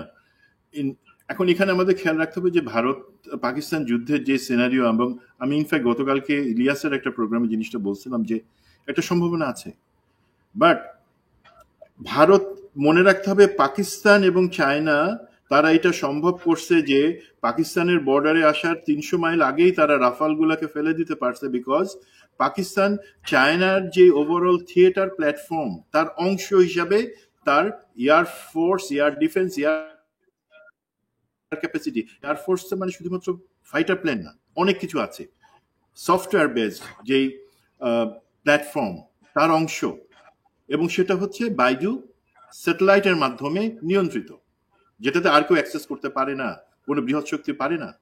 সেই জায়গাটাতে তারা সরাসরি অন্য কিছু ছাড়াই সেগুলাকে টার্গেট করে, লক করে, জ্যাম করে ধ্বংস করে দিছে। ভারতে সেই ক্যাপাসিটি নাই, ভারত মাতা গোমাতা কারো সেই ক্যাপাসিটি নাই। তাহলে তাদের কি আছে? তারা কিন্তু কাছাকাছি জিনিস পারে, সেটা হলো গিয়া আপনি যে এয়ারক্রাফটটাকে টার্গেট করবেন তাদের কোনো না কোনো চর, কোনো না কোনো লোক সেই এয়ারক্রাফটটাতে ফিজিক্যালি একটা চিপ বা সেন্সর বসাই দিবে। ওদের ওইখানে যেই সফটওয়্যার বেসড মিসাইল আছে বা জ্যামিং সিস্টেম আছে, সেগুলা সেটাকে লক করতে পারবে তখন কখন, যখন আপনি এখানে একটা সেন্সর বসাতে পারবেন সেই এয়ারক্রাফটের গায়ে, মেবি একটা মাছির সমান একটা সেন্সর। এখন সেটা ভারত থেকে কে বসাতে পারে? আমি আমার গতকালকে বলছি, আমরা সবাই জানি ভারতের এয়ারফোর্সের, ভারতের মিলিটারির চারজন অফিসার এখন পর্যন্ত কিন্তু আমাদের military institute of science and টেকনোলজিতে আছেন, সেখানে প্রশিক্ষণ দিচ্ছেন। তারা যে কোনো ক্যান্টনমেন্টে যে কোনো জায়গায় যেতে পারেন। তাদের মতো তারা, আমি বলতেছি না তাদের মতো আমাদের প্রায় 32 লাখের মতন ভারতীয় আমাদের এখানে জব করতেছে, হাই পেড, তারা বিভিন্ন জায়গায় যেতে পারে। তাদের কোনো লোক যদি সেই সেন্সরটা কোনোভাবে আমাদের বিমানে বা সেই ফাইটার এয়ার জেটের মধ্যে লাগাই দেয় কোনো না কোনো জায়গায়, কেউ তো চোখেও দেখতে পারবে না, তখন জ্যামিং এর টার্গেটটা থাকে। দেন একটা দর্শক একটা প্রশ্ন করছে ইম্পর্টেন্ট, যে ভারত পাকিস্তানের তুলনায় আমাদের এয়ারফোর্স বা আমাদের বিমান বাহিনীর সক্ষমতা কতটুকু। আমি যদি বলি মেজর ফেরদৌসের সাথে মিলাই যে আমাদের বিমান বাহিনীর সক্ষমতা, বিমান যদি আপনি তার বিমান ক্রু সদস্য সংখ্যা, হিউম্যান ক্যাপাসিটি ধরেন, অবশ্যই অনেক বেশি, অনেক ভালো, অনেক উঁচুতে ভারত পাকিস্তানের তুলনায়। বাট আমরা কোন জায়গায় অবশ্যই পিছিয়ে আছি, স্বীকার করতে লজ্জা নাই, সেটা হচ্ছে ইকুইপমেন্ট, আর্মামেন্ট এবং ডেভেলপমেন্ট, যেটা মেজর ফেরদৌস কভার করলেন, যে আমাদেরকে যদি একই পরিমাণে আনুপাতিক হারে আমাদের কাছে ইকুইপমেন্ট এবং আধুনিক যন্ত্রপাতি থাকে, তাহলে আমাদের পক্ষে সেই জিনিসটা সম্ভব। এখন আধুনিক যন্ত্রপাতির ক্ষেত্রে যেই মেজর ফেরদৌসের দুইটা কথা থেকে আমি একটু সামান্য কাউন্টার করব। মেজর ফেরদৌস যে জিনিসটা বললেন যে আমাদের যে J7 যেটা আছে সেইটা হচ্ছে একটা, এবং সেটার পারফরমেন্স ভালো ছিল, উন্নত ছিল। আমার পার্থক্য, আমার কন্টেনশনের জায়গাটা এখানে হচ্ছে, তাহলে এতগুলা পরিমাণে সমস্যা হইলো কেন, পড়ে গেল কেন, ক্র্যাশ করলো কেন, 1 নাম্বার।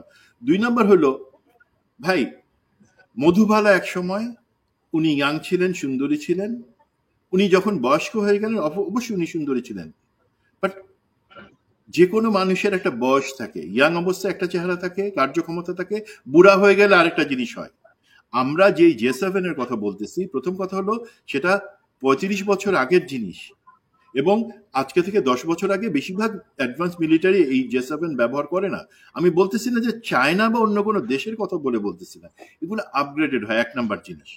2 নাম্বার যেটা ভয়ঙ্কর, যেটা আপনি শুনবেন, 2013 সালে যখন এগুলা কেনা হলো, আমাদের ফ্লিটে যুক্ত হলো, বলা হলো যে আমরা, ধারণা দেওয়া হলো যে আমরা নতুন বা আমরা রিফারবিশড ফাইটার জেট কিনতেছি। কেনা হলো কি জানেন? শুধুমাত্র ওভারহল করা, মানে যেটা আপনি 1000 কোটি টাকা যদি বাজেট হয় দেখাচ্ছেন, আপনি এগুলা কিনতেছেন 1000 কোটি টাকা দিয়ে, আপনি লাইনঘাট করে নিলেন, কারণ এখন থার্ড পার্টি পারচেস হয়, যেখানে তারেক সিদ্দিকী, রেহানা, হাসিনা তারা এবং তাদের সুপুত্র জয় তারা টাকাটা অ্যাকচুয়ালি ভাগ করে নেয়। তার মানে 1000 কোটি টাকা বাজেট, যেটা যুক্তিযুক্ত নতুনটা কিনবার জন্য। বাট তার বদলে 100 কোটি টাকা দিয়ে আপনি করলেন কি, শুধুমাত্র ইঞ্জিন ওভারঅল করা জিনিসগুলোকে কিনে আমাদের এখানে যুক্ত করলেন। বাকি 900 কোটি টাকা কার পেটে গেল? জয়, হাসিনা, রেহানা, তারেক সিদ্দিকী এবং তাদের সাথে যারা। তো আমি J10C ভালো, অবশ্যই এখনো ভালো, আমি প্রশংসা করব, সরি J7 ভালো প্রশংসা করব, বাট আমরা তো ভাই আসল জিনিস কিনি নাই। আমাদেরকে নতুন বা রিফারবিশ বলে পুরনো জিনিসই তখন গছায় দেওয়া হচ্ছে, এবং সেটা আমরা 12 বছর ধরে ব্যবহার করতেছি, সেটাতে আর কি থাকবে? সেটা আকাশে উঠতেছে, একজন পাইলট, সুপ্রশিক্ষিত পাইলট, সেটা কষ্ট করে নিতেছেন, সেটা তো আলহামদুলিল্লাহ। দেন আসতেছি যে আধুনিকায়ন। আমাদের অনেক দর্শক জে10সি চায়না থেকে পাচ্ছি সেগুলো বলতেছেন, কমেন্টে আমি দেখতে পাচ্ছি ওনারা আশাবাদী। ভাই, চায়না যে আমাদের জে10সি দিবে, স্ট্র্যাটেজিক একটা এয়ারক্রাফট দেওয়ার পক্ষে আমি তো আশাবাদী না। আমি যতটুকু জানি বা বুঝি, চায়না সেটা দেওয়ার ক্ষেত্রে দ্বিধাগ্রস্ত। সে আমাদেরকে অন্য ভার্সন দিবে। কেন সে দিবে না বা দিতে চাচ্ছে না? কারণ কিন্তু স্পষ্ট। চায়না জানে, আমাদের ইতিহাস পড়ছে, আমাদের মধ্যে মির্জাফরের সংখ্যা বেশি। চায়না যে এই টেকনোলজি যেটা ইউনিক, সে যদি আজকে আমাদেরকে জে10সি দেয়, তার একটা ভয় থাকতে পারে যে হাসিনা, তারেক সিদ্দিকির গাদ্দার গুলাতে এখনো বিভিন্ন জায়গায় বসে আছে, ইম্পর্টেন্ট জায়গায়। তারা যে একটা জে10সি খুলে সেইখানে কিভাবে সেটা আছে, যেটাকে আমরা বলি প্রোটোটাইপিং করা, সেটা নকল করে আরেকটা বানানো ভার্সন, যেমন জে7 কিন্তু হচ্ছে মিগের, রাশিয়ান মিগেরই একটা ভার্সন। হুম। আমরা যে সেটা ভারতকে দিয়ে দিব না সেই প্রযুক্তিটা, তাহলে তো ভারত একই সক্ষমতায়, একই স্ট্যান্ডার্ডের জে10সির মতোই আধুনিক বিমান বানাবে। তাদের প্রশ্ন এবং চিন্তা সেই জায়গায় যে তারা আমাদেরকে দেওয়ার আগে নিশ্চিত হতে চায়, বাট তারা তাকাইলে কি দেখে? হাসিনা তো ওইখানে বসেই মনে হয় দেশ চালাইতেছে, এবং এখন দেশ যারা চালাচ্ছেন, যারা বাহিনী প্রধান আছেন, তাদের চোখের দিকে তাকাই, সে হাসিনার প্রেম দেখতে পায়, সারাক্ষণ জল জল করতেছে। চোখের মনির জায়গায় হচ্ছে হাসিনার জন্য একটা লাল হার্ট ঝুলতেছে। চায়না কোন সাহসে আমাদেরকে এখন এই জে10সি দিবে, যেখানে জানে এই প্রযুক্তি চুরি হয়ে যা ইন্ডিয়ার কাছে চলে যাওয়ার সম্ভাবনা আছে? তো আমি আশাবাদী না। আমাদেরকে যদি আমরা ওই ওভারঅল করা জিনিস আনার বদলে আমাদের বাহিনীগুলোকে ওভারঅল না করি, সেটা হবে না। যদি ভাই একটু সময় দেন, আমি কয়েকটা জিনিস একটু আলাপ করে নিতাম। এখন এই জায়গা থেকে সামনে যাওয়ার জন্য কিছু কিছু জিনিস আছে। একটা হচ্ছে সরকারের দায়িত্ব আছে, বাহিনীর দায়িত্ব আছে, আমাদের জনগণের দায়িত্ব আছে, পারচেস প্রক্রিয়ার কিছু। সরকারের দায়িত্ব কি? সরকারকে পরিষ্কারভাবে বুঝাইতে হবে তার কাজে যে এটার হাসিনা সরকার না, এটা খুনি হাসিনা কোনো স্বৈরাচারী সরকার না। তাহলে যদি না হয়, বোঝানোর বড় পদক্ষেপ কি? আমরা ভারতের আমরা বলি গত 15 বছরে ভারত আমাদেরকে মানা করছে, সেই কারণে আমরা এয়ারফোর্স ডেভেলপ করি নাই বা কোনো আর্মি নেভি কিছুই আধুনিকায়ন করি নাই। তো গত 15 বছর পর তো 1 বছর ক্যালেন্ডারে চেঞ্জ হয়ে গেছে, তাই না? 1 বছর আপনারা কি করছেন? 9 মাস আগে বর্তমান সরকার প্রধান, নিরাপত্তা উপদেষ্টা এবং প্রতিরক্ষা সচিব, তাদের কাছে প্রস্তাবনা গেছিল যে ঠিক আছে, আমরা যদি নতুন আধুনিক এয়ারক্রাফট এখনো না কিনি, নির্বাচিত সরকার আসার পরে কিনে, ইটস ওকে, বাট আমাদের বর্তমান এয়ারক্রাফট গুলোকে মেনটেনেন্সের জন্য জরুরি ভিত্তিতে দরকার, এটা আবশ্যক। আপনারা তো সরকার সেই বাজেটটা দেন নাই। এখন যদি আমি কাউকে, জনগণকে বলি, এটা খেপানোর জন্য না, আপনারা সরকারকে প্রশ্ন করেন না কেন যে আপনারা এই যে, তাহলে কি এই আমাদের পুরনো যেই এয়ারক্রাফট যেগুলো এখন ভেঙে পড়লো, সেটা মাইলস্টোনের উপর আমাদের শিশুরা মারা গেল, সেটার জন্য একটা জবাব থাকতো না? আমরা তো মেনটেনেন্স করছি, আপনারা তো মেনটেনেন্সের বাজেটই দেন নাই, গত 9 মাস হয়ে গেল। দেন আপনারা শুধুমাত্র এয়ারক্রাফট কিনে তো হবে না, আমাদের অত টাকা নাই। ওটা হাসিনা, জয়, ওদের পকেটে সব টাকা চলে গেছে। আমাদের কিছু বিভিন্ন চুক্তিতে আসতে হবে সরকারকে, এবং সেই চুক্তিগুলো এমন ভাবে হইতে হবে যাতে আমাদের কম খরচ হয়। বাহিনী প্রশিক্ষণের দরকার আছে, কড়া প্রশিক্ষণ। আমরা ট্রেনিং ভুলে গেছি, শুধু বিমান বাহিনী না, আমাদের পদাতিক হিল ট্র্যাক্সে আজকে আপনি পাঠান, এই মেজর ফেরদৌস, আমরা আমাদের মতো এরা বা বাকি যারা এখন জেনারেল আছে, তারাই শেষ পর্যন্ত আমরা হিল ট্র্যাক্সে আমরা পেট্রোলিং করছি। তারপরে কি হচ্ছে? 28 দিনের পেট্রোল কি 28 দিন শুধু ছড়ার পানি খেয়ে টিকে থাকা, আর ওইখানে কিছু পাইলে সেটা রান্না করে খাওয়া, সেই ট্রেনিং তাদের আছে? 28 ঘন্টা যদি টিকতে পারে, আপনি বললেন পেট মোটা জেনারেল যারা আছে, তারা একবার হিলে গিয়ে একটা 3 দিনের পেট্রোল এসআরপি করে দেখান, তারপর বলেন যে হ্যাঁ আমরা আমাদের সুপ্রশিক্ষিত করতেছি। অবশ্যই এখানে দায় আছে, আমরা আর্মিকে মাঠে ডিপ্লয় করে রাখছি আইন শৃঙ্খলা নিয়ন্ত্রণের কাজে। যদি সেটা আপনাদের অজুহাত হয়, ভাই আইন শৃঙ্খলা আপনারা কি নিয়ন্ত্রণ করতেছেন? কি এই পর্যন্ত বাহাদুরি করে দেখাইছেন যে আপনাদের তো চলে যাওয়া উচিত ব্যারাকে, আনসার দিয়ে আপনাদের মতনই কাজ সুন্দর করে হবে। দেন একটা জিনিস, আপনারা যদি বলেন যে না আপনারা চেষ্টা করতেছেন, ভালো। এখন একটা সেনাপ্রধান বা সেনাপ্রধান কিন্তু যে সব থেকে ভালো বন্দুক চালাতে পারে, অস্ত্র চালাতে পারে, বা যে একটা দৌড়ে সব থেকে আগে আসতে পারে, একটা সেনাপ্রধান হওয়ার জন্য, একটা বাহিনী প্রধান হওয়ার জন্য সেটা যোগ্যতা না, সেটা সব থেকে পিছনে। হচ্ছে আপনি আপনার বাহিনীর ভালোর জন্য, বাহিনীটাকে সুপ্রশিক্ষিত এবং সুদক্ষ রাখবার জন্য আপনি কি সবটুকু করতেছেন? আপনি কি উচ্চ পর্যায়ে গিয়ে বলতেছেন, না এটা আমার বাহিনী, দেশের প্রয়োজনে, জনগণের প্রয়োজনে আমার এই বাহিনীর এই এই জিনিস প্রয়োজন, আমাকে সেটা দাও? আপনি যদি সেটা না বলার মতো আপনার সাহস থাকে, আপনার কলিজা থাকে, আপনি সসম্মানে চলে যান। সেটা সব বাহিনী প্রধানের জন্য আমি বলতেছি। সামরিক ক্রয়, সেই জিনিসটা ইম্পর্টেন্ট। সামরিক ক্রয়তে আমরা দেখে রাখছি, এটা নিয়ে অনেক কথা হয়েছে, অনেক হবে, বাট আগেরটার আমি দোষ দিয়ে কেউ করবো। এখন কি হচ্ছে? এখন জেনারেল তারেক সিদ্দিকী, রেহানা হাসিনা হওয়ার জন্য তো লোকে দাঁড়ায় আছে। নতুন নতুন জেনারেল তারেক সিদ্দিকী লোক জড়ো হয়ে যাচ্ছে। তারা যে এই জিনিসটা করতেছে, আবার নতুন করে ঘুট পাকাচ্ছে। কিছু কিছু ক্রয় প্রস্তাবনা আসছে যেটা তারা গভর্নমেন্ট টু গভর্নমেন্টের বদলে ওপেন টেন্ডারের কথা বলতেছে, মানে আবার সেই টাকা খাওয়ার প্রক্রিয়া শুরু হয়ে যাচ্ছে। মানে আমরা তো জানি যে রাজনৈতিক দলগুলা চায় যে এই বাহিনীর জন্য যে বরাদ্দ তারা বাজেটে দেখাবে, তার 90% তারা তাদের পকেটে লুটপাট করবে। তো সেই জায়গাটা যাতে না হয়, মনে রাখবেন, অ্যাটলিস্ট আপনি জানেন যে আমাদের এখানে অতটুকু রিচ আছে, স্টেট ডিপার্টমেন্ট এবং পেন্টাগন, যেখান থেকে আপনারা এই উল্টা পাল্টা বুঝাই 10 দিন দামে কিনবার চিন্তা করতেছেন। আমরা সেই সব জায়গায় ইনশাল্লাহ পৌঁছাবো, নিশ্চিত করব জনগণের টাকা প্রতিটা পাই পয়সা খরচ হবে এবং সেটা জনগণ সঠিক জিনিসটা পাবে। দেন আমি বলতে চাই যে জনগণের ক্ষেত্রে আমাদের দায়িত্ববোধের পরিচয় দিতে হবে, আমাদেরকে এক্সপেকটেশনটা রাখতে হবে এবং শৃঙ্খলার জিনিসটা রাখতে হবে। না ওইটাই, এখন ধরেন আপনি যেটি বলছিলেন আমি আপনার সঙ্গে সম্পূর্ণ একমত যে হাসিনা তো ধরেন গত 15 বছরে আমাদের সশস্ত্র বাহিনী, আমাদের সেনা, নৌ, বিমান, এই 3টা বাহিনীকে যতটুকু সম্ভব দুর্বল করার চেষ্টা ছিল, যতটুকু সম্ভব আনইকুইপড রাখা, মেনটেনেন্স তো কিছুই হয়নি। কিন্তু প্রশ্ন হচ্ছে গত 1 বছরে কি ঘোড়ার ডিম করলো এরা? এবং হাসিনা যদি আমাকে একটু 1 মিনিট সময় দেন, গত একটা বছরে করবে কি?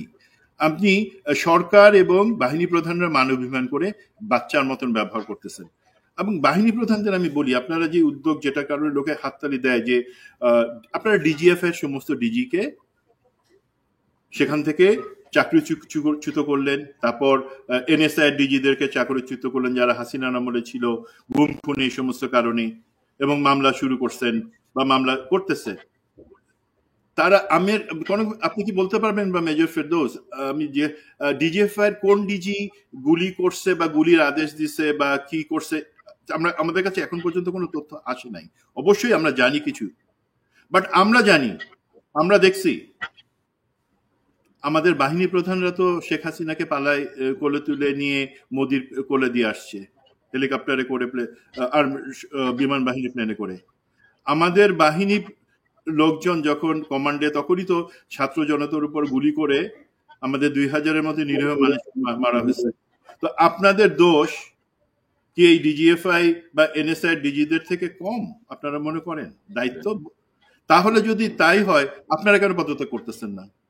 আপনারা কেন বলতেছেন না যে তাদেরকে যদি চাকরি থেকে সরাই দিতে পারি, সরকার, প্রফেসর ইউনূস, আপনি আমাকেও সরাই দেন, বিকজ আমিও সেই একই পাপের পাপী। তারা বলবেন, এবং এরাই তো দেশ চালাচ্ছে। আপনি এই 1 বছরে কি আশা করবেন তাদের কাছ থেকে? না, এবং ডক্টর ইউনূসের সবচেয়ে বড় ব্যর্থতা বলবো, বা সবচেয়ে বড় অযোগ্যতা আমি বলবো, যে উনি সেনাবাহিনী বা সশস্ত্র বাহিনীর উপরে ওনার নিয়ন্ত্রণ প্রতিষ্ঠা করতে পারেন নাই। এবং ধরেন 3 বন্ধু এখন, মানে একই ব্যাচের 3 জন সেনা, নৌ, বিমানের প্রধান। তো এটা তো ধরেন, এবং তারা হাসিনার দ্বারা নিয়োগকৃত সেনা প্রধান, বিমান বাহিনী প্রধান, নৌবাহিনী প্রধান। এবং মেনটেনেন্সের টাকা দেয়া হয় নাই, গত 9 মাসও দেয়া হয়নি, হাসিনা তো করেই নেই। তো এইটাকে ঠিক নিছক দুর্ঘটনাও বলবো না, এটাকে ধরেন এটা হচ্ছে, যেমন আমি এখানে একটা আমার যে অনুষ্ঠানে যে থাম্বনেইলে একটা সার্ভে আমি ব্যবহার করেছি, আপনি নিশ্চয়ই দেখেছেন, যে এটা দুর্ঘটনা নয়, ব্যর্থতা, দুর্নীতি, বিশ্বাসঘাতকতা, ঠান্ডা মাথার খুন। এটা কিন্তু আমাদের আলোচনায় কিন্তু মোটামুটি এই বিষয়টি কিন্তু মোটামুটি স্টাবলিশড, যে এটা ইচ্ছাকৃত একটা হত্যাকাণ্ড আমি বলবো, মেনটেনেন্স যদি না হয়। এবং আমি তো আজকে এই আলোচনা যেটি বেরিয়ে আসলো যে এখানে আসলে কমিউনিকেশন সিস্টেমকে জ্যাম করতে Salama, give me minutes, okay? কোনো ধরনের কোনো স্যাবোটাজ হয়েছে কিনা সেই জায়গাগুলো আসলে দেখতে হবে। ফেরদৌস ভাই, আপনার কাছ থেকে আমরা আপনার বক্তব্যের মাধ্যমে অনুষ্ঠান শেষ করবো। সংক্ষেপে আপনার সর্বশেষ পর্যবেক্ষণ বা আমি আমি খুব ফ্ল্যাশ পয়েন্টে কয়েকটা কথা বলবো। নাম্বার ওয়ান, শুরুতে যেটা বলছিলাম যে লাশ গুমের ব্যাপারে, এখন যেহেতু অনেক কিছু সবকিছু খুব ক্রিস্টাল ক্লিয়ার, এবং একটা স্কুলে বাচ্চাদের ডেফিনেটলি তাদের একটা ইনভেন্টরি বা একটা লিস্ট আছে। ইনশাল্লাহ এই ধরনের কোনো ঘটনা আমি আশা দেখি না যে এই ধরনের লাশ গুম হবে। সবচেয়ে বড় কথাটা তো হয়ে গেছে, ঘটনা ঘটে গেছে, স্পেডকে স্পেড বলা উচিত। বিমান ক্র্যাশ হয়েছে, বাচ্চারা মারা শহীদ হয়ে গেছে। না, ফেরদৌস ভাই, না হয় কি যে যখন ক্ষতিপূরণের ব্যাপার আসে, ডিসক্রেডিটের ব্যাপার আসে, এবং বিমান বাহিনী যুক্ত হয়ে পড়ছে, তো তখন ধরেন এগুলো হাইড করার চেষ্টা হয়। এখন আপনি তো বলছেন, আমরাও জানি, স্টুডেন্ট বলে দিবে যে রেজিস্টার সব আগুনে পুড়ে গেছে, এই যে ফিঙ্গারপ্রিন্টের বা কার্ড পাঞ্চের যে সিস্টেম ছিল সেটা আগুনে পুড়ে গেছে।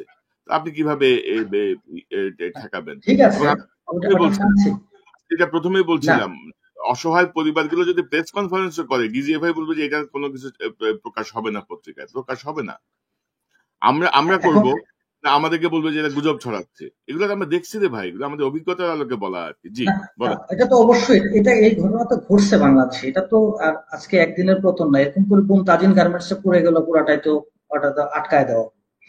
এখন কথা হচ্ছে যে লাশ গুম আমরা আশা করি, মানে আমি একটু পজিটিভ দিয়ে শেষ করতে চাচ্ছি, মানে আমি যেটা মনে করি যে লাশ গুম ইনশাল্লাহ এটা নিয়ে কোনো কিছু হবে না। আমি মনে করি যে আমাদের শিশু যারা, যে সমস্ত শিশুগুলা যাদের বার্ন হয়েছে, যত ডিগ্রি হোক, তাদেরকে এডুকেট ট্রিটমেন্ট দেওয়া দরকার, বিশেষ করে মেয়ে বাচ্চাদের। একটা মেয়ে বাচ্চা, সে তার শরীরে একটা বার্ন নিয়ে বড় হবে, and that will be very humiliating for her, তার জন্য। সুতরাং এটা যথাযথ ট্রিটমেন্টটা করা দরকার। এই ব্যাপারে আমাদের সরকার এবং সংশ্লিষ্ট বাহিনী তারা চেষ্টা করবে। দুটা পয়েন্ট আমি শুধু বলে রাখবো। অনেকের ভিতরে একটা প্রশ্ন আছে যে কেন ওল্ড এয়ারক্রাফটটা চালানো হলো আর কেন ট্রেনিং ফ্লাইট ঢাকাতে। এই দুটা ছোট ছোট করে বলার চেষ্টা করি। একটা হচ্ছে ওল্ড এয়ারক্রাফট, এটাকে যে আমি আগেই বলেছি যে এয়ারক্রাফটের 100 মানে একটা নির্দিষ্ট আওয়ার্স তার ফ্লাইং হওয়ার পরে তাকে গ্রাউন্ড করা হয়। তার মানে এই এয়ারক্রাফটটা ওরকম ছিল। সো এটা গেল এক। আর হচ্ছে যে আপনাকে তো ট্রেনিং শিডিউল, আপনাকে তো পাইলট তৈরি করতে হবে। আমি আগে বলেছি যে একটা পাইলট তৈরি করতে 5 to 7 ইয়ার্স লাগে। এখন আপনার এয়ারক্রাফট নাই, আপনার ঘরে গাড়ি নাই, আপনি তাই বলে সাইকেল চালায় তো আপনাকে রেডি করতে হবে জিনিস। তো তাই বলে আপনি এটাও বলতে পারেন যে আমি তাই বলে পাইলটকে মারবো না ভাঙা এয়ারক্রাফট দিয়ে। কিন্তু এয়ারক্রাফট তো ওই অবস্থায় রানিং ছিল জন্যই একটা এয়ারক্রাফট দিয়ে তাকে ট্রেন করাইতে হবে। পরে নতুন এয়ারক্রাফট আসলে সে ওটার সাথে অ্যাডাপ্ট করবে, কনভার্সন করবে। নাইলে তো পাইলটের ফ্লাইং শেষ হবে না। সে অ্যাডভান্স ট্রেনার, অ্যাডভান্স জেট করার পরে তো ফাইটারের সাথে যেতে পারবে না। আজীবন সে বুড়া হয়ে গেলে তারপর তো প্লেনে উঠে তার লাভ নাই। এটা গেল একটা। আর কেন ঢাকায় ট্রেনিং ফ্লাইট? অ্যাকচুয়ালি এয়ারফোর্সের প্রতিটা ফ্লাইট যদি কোনো স্পেসিফিক মিশন বা এই ধরনের না হয় তাহলে ট্রেনিং ফ্লাইটে বলা হয়। এটা এয়ার চিফ যদি উনিও যদি ফ্লাই করতে যান, যাওয়ার আগে ওনাকে কয়েকটা ট্রেনিং ফ্লাইট দিয়ে যেতে হবে, কারণ উনি ভুলে গেছেন ওনার প্যানেল বোর্ড ড্যাশবোর্ডে কোথায় কি আছে এটা করতে হবে। আর এটা তো একটা ফাইটারকে তৈরি করে নিতে হবে ঢাকার জন্য, because Dhaka is the centre of gravity. Dhaka centre of gravity, যদি কোনো কিছু হয় ঢাকাতে সংসদ ভবন, ঢাকাতে আমাদের অনারেবল চিফ অ্যাডভাইজারের অফিস, ঢাকাতে আমাদের সমস্ত headquarter. So Dhaka is important. যেটা আমি দেখালাম যে আমাদের চারিদিক থেকে সব জায়গা থেকে 200 কিলোমিটার ভিতরে হচ্ছে ঢাকা, 200 মাইলের ভিতরে। তো ট্রেনিং ফ্লাইট মানে শুধু এটা না যে সে উঠবে শিখবে থাকবে, তা না। তাকে উঠে একটা নির্দিষ্ট এলাকায় সে যাবে, ওখান থেকে সে তার মিশন শেষ করে আবার ঢাকাতে নামবে। সো এটা একটা জিনিস যে ঢাকাতে এটা করতে হবে, এটা ঢাকাতে এটা ইট ইজ ইম্পর্টেন্ট। আর লাস্ট পয়েন্ট যেটা, সেটা হচ্ছে যে আমাদের সচেতন থাকতে হবে। আমাদের যেখানে আমাদের হাসিনা পালায় গেছে সেই জায়গা এবং হাসিনার পুতো চাল থেকে যেন ভবিষ্যতে আর যেন এরকম না হয়, যে কোনো একটা ছোট মিস্টেকও যেন আমাদের আর না হয়। হাসিনা চলে যায় 1 বছরে 12 মাসে কিন্তু আমাদেরকে 12 বার, কমপক্ষে 12 বার সে জ্বালায় দিয়ে গেছে। একটা ফেনী নদীতে বন্যা দিয়ে আমাদেরকে জ্বালায় দিয়ে গেল, রিক্সাওয়ালাদের হরতাল দিল, হাইকোর্টের মানে ঝামেলা করলো, এই আপনার কর কর্মকর্তাদের ঝামেলা করলো। একটার পর একটা প্রতি মাসে সে ওই রূপকথার ঠাকুরমার ঝুলির মতন সে একটার পর একটা গল্প ছেড়ে যাচ্ছে। হাসিনার গল্পের ভিতরে পুরো দেশকে ঐক্যবদ্ধ হয়ে হাসিনার গল্পটা বন্ধ করতে হবে। না, আরে ভেরি আনফরচুনেট যে ধরেন আমাদের এই এখানে আপনি চিকিৎসার কথা বলছি ধরেন জুলাই বিপ্লবে যারা আহত হয়েছে তাদের চিকিৎসা ঠিক মতো হয়নি। জুলাই বিপ্লবে যারা আহত হয়ে হসপিটালে কাটাচ্ছে তাদের মানসিক যে ট্রমা, সেই ট্রমার জায়গাটা আমরা এখন অ্যাডজাস্ট করতে পারি নাই। এই যে স্কুলের প্রত্যেকটি স্টুডেন্টের যে মানসিক যে ট্রমা, সেই ট্রমা যদি আপনি অ্যাডজাস্ট করতে না পারেন প্রপারলি, তারা তো ভবিষ্যতে এই ট্রমা থেকে বেরোতে পারবে না, তাদের জীবন গড়বে কি? পাশাপাশি জি ধরেন এই আসিফ নজরুল বলতেছে যে বিদেশ থেকে ডাক্তার আনবে, এই সাখাওয়াত সাহেব বলতেছে যে সিঙ্গাপুরে পাঠাবে, আবার সন্ধ্যার সময় চিফ অ্যাডভাইজারের ফেসবুক থেকে বলছে যে সাহায্য দাও, বিকাশ নাম্বার দিচ্ছে। তো আমরা তো এখানে নিশ্চয়ই দেখতেছি একটা না। পয়েন্ট আমি অ্যাড করতে চাই, একটা পয়েন্ট। বিদেশ থেকে ডাক্তার আনেন বা কি করবেন এটা নিয়ে আমি কথা বলবো না, জি, but no doctor from India. Hmm, এই শিশুদের বার্ন এই ট্রিটমেন্টের জন্য আমাদের ডক্টর ভেরি স্কিল, আমাদের ডক্টর পারবে এটা। ইন্ডিয়া থেকে কোনো ডক্টর এসে বাংলাদেশের এই শিশুদের যেন কোনো চিকিৎসার ব্যবস্থা না নেয়। এটা আমি বলবো, বাংলাদেশের সিটিজেন হিসাবে আমি এটা বলবো যে আমরা এই জিনিসটা করবো না, বিকজ যতদিন পর্যন্ত এয়ারক্রাফটের এই ক্র্যাশের একটা মানে ইনভেস্টিগেশন না হবে, যতদিন পর্যন্ত কোনো থার্ড পার্টি ইনভলভমেন্ট পাওয়া না যাবে, ততদিন পর্যন্ত নো ডক্টর ফ্রম ইন্ডিয়া। জি, এখানে বন্ধ আছে। আমিও আপনার সঙ্গে শতভাগ একমত যে আমাদের কোনো দরকার নেই ইন্ডিয়ান চিকিৎসকের বা ইন্ডিয়ান কোনো সাহায্যের। আমাদের ডাক্তারই যথেষ্ট ক্যাপাবল। নাহলে আমরা সবাই চাঁদা তুলে তাকে বাইরে পাঠাবো। আমরা 18 কোটি জনগণ, হাসিনার সেই প্রেরণামূলক কথা যখন হাসিনার পদ্মা সেতু নিয়ে কাহিনী হলো, তখন বলে আমরা চাঁদা তুলে আমরা পদ্মা সেতু বানাবো, আমরা টাকা দিলাম পদ্মা সেতু বানালাম। এখন তাহলে আমরা বলি লেট আস স্টপ এভরিওয়ান। আমি নিজে বলবো I contribute and you all have to contribute. আমরা শিশুদের চিকিৎসা আমরা চাঁদা তুলে দেশের বাইরে পাঠাবো। ধরেন এইসব এই মানে সরকারে যারা আছে তাদের এই যে ইরেসপন্সিবল বিহেভিয়ার, ইরেসপন্সিবল কথাবার্তা এবং হাসিনা পরবর্তী যে পরিবর্তনটা আমরা আশা করছিলাম সেটি এখন আমরা পাচ্ছি না। দেখা যাক, আমরা পর্যবেক্ষণে রাখছি। মেজর ফেরদৌস খান, আপনাকে ধন্যবাদ। সুমন ভাই ইতিমধ্যে মেসেজ দিয়েছেন, তিনি একটু বিদায় নিয়েছেন। নিশ্চয়ই আমরা নিকট ভবিষ্যতে আবার কথা বলবো। আমরা পরিস্থিতি পর্যবেক্ষণে রাখছি। আপনাকে অসংখ্য ধন্যবাদ ফেরদৌস ভাই। ধন্যবাদ ভাই, আসসালামু আলাইকুম। ওয়ালাইকুম আসসালাম। দর্শক, এতক্ষণ যে আলোচনা শুনলেন নিশ্চয়ই আপনি আলোচনা মর্মার্থ উপলব্ধি করতে সক্ষম হবেন। গুরুত্বপূর্ণ কয়েকটি পয়েন্ট বেরিয়ে এসেছে, তার মধ্যে অন্যতম হচ্ছে কমিউনিকেশন সিস্টেম জ্যাম হয়েছিল কিনা, কোনো স্যাবোটাজ এখানে হয়েছে কিনা, সেটির জন্য আমরা নিশ্চয়ই আন্তর্জাতিক একটি তদন্ত চাই, সেই দাবি আমরা উত্থাপন করছি। পাশাপাশি কেন গত 9 মাসেও বিমানের কোনো যুদ্ধ জাহাজগুলোর কোনো মেনটেনেন্স হলো না, হাসিনা আমলে তো হয়নি, এবং এখনো কেন হচ্ছে না বা এখনো কেন বাজেট দেওয়া হলো না, সেই জায়গাটাও আমার মনে হয় তদন্ত হওয়া উচিত। এবং কোনো ধরনের মেনটেনেন্সের আগে বা নতুন এয়ারক্রাফটের আগে এইসব প্রচেষ্টা বন্ধ রাখা উচিত। কারণ মানুষের জীবন যে কোনো পাইলট তৈরির চেয়ে অনেক গুরুত্বপূর্ণ, এবং পাইলট তৈরি করতে চেয়ে আমাদের স্কিল্ড মানুষগুলোকে, আমাদের সৎ মানুষগুলোকে যে হত্যা করার যে ষড়যন্ত্র বলবো আমি, যে হত্যা করার যে মিশন, সেটি বন্ধ করতে হবে। এবং এই জায়গাটায় আমার মনে হয় যে সকল রাজনৈতিক দল, সকল মহলের একটি সতর্কতা প্রয়োজন। আবারও বলছি, উত্তরায় যারা শহীদ হয়েছেন, যারা নিহত হয়েছেন, প্রত্যেকের প্রপাত তালিকা আমরা দেখতে চাই। কোথাও যদি কোনো ধরনের হীন প্রচেষ্টা দেখে গুম করার বা তথ্য গোপন করার, তাহলে কাউকেই ছাড় দেওয়া হবে না। এবং প্রত্যেকটি শহীদ পরিবার, প্রত্যেকটি শিশুর পরিবারকে যথাযথ ক্ষতিপূরণ দিতে হবে। এই ক্ষতিপূরণ দিয়ে তাদের যে লস, সেটি হয়তো পূরণ হবে না, কিন্তু দর্শক আলোচনা শুনেছেন, শুনে বুঝতে পেরেছেন যে আসলে অবহেলা তো অবশ্যই রয়েছে এবং এটা একটা আত্মঘাতী সিদ্ধান্ত ছিল এমন জায়গায় বিমান ফ্লাই করা, বিমানের ট্রেনিং নেওয়া। এই কারণেই মূলত এই দুর্ঘটনাটা ঘটেছে। এই যে বিমান এখানে উড়ানোটা, এটাই হচ্ছে সবচেয়ে বড় ভুল। এবং এমন একটি যুদ্ধ বিমান, যদি আপনার যুদ্ধ বিমান তো আসলে প্রয়োজন নাই, আমি দেখি না। যদি আপনার কিনতেই হয়, আপনি আপডেট ভার্সনের গুলো কিনেন। আপনি কেন পুরাতন ভার্সনের এই পুরাতন বিমানগুলো কিনছেন, যেগুলোর মাধ্যমে আজকে এই এতগুলো তাজা প্রাণ চলে গেল? এই দায়ভার তো নেওয়ার কেউ নেই, কিন্তু এই দায়ভার বিমান বাহিনীকে নিতে হবে। কারণ আপনাদের এমন একটি অবহেলা কারণেই আজকে এত ভয়াবহ একটি দুর্ঘটনা ঘটেছে। আমরা যদি একটু সতর্ক হই, আমরা যদি একটু অবহেলা থেকে ফিরে আসি, তাহলে হয়তোবা এমন অনেক দুর্ঘটনা থেকে আমরা বেঁচে যাব।